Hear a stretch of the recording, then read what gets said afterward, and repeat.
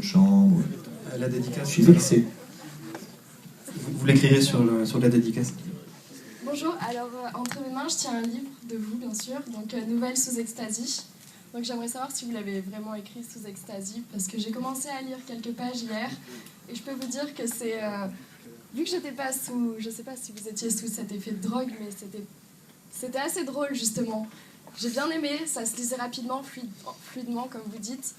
Et je pense que c'est pour ça que ça a plu au lecteur, donc j'aimerais savoir juste si vous l'avez écrit sous extasie ou pas. Et si ça peut se dire. Donc vous venez de vous dénoncer, en fait, publiquement. Sûr.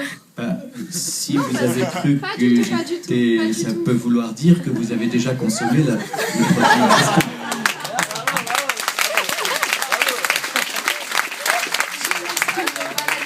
Appelez la police.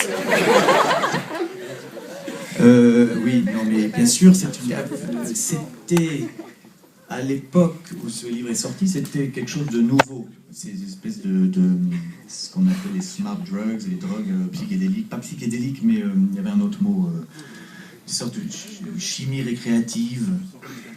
Et c'est des dérivés des amphétamines, bon bref, et c'était un peu nouveau, et donc je m'étais mis en tête que j'allais essayer d'écrire et voir ce que ça donnait. Et il se trouve que ça donne une altération de la ponctuation.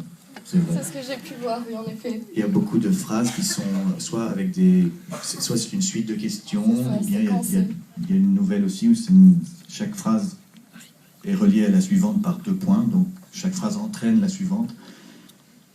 Donc ça provoque ça comme effet sur l'écriture. Une drôle de ponctuation.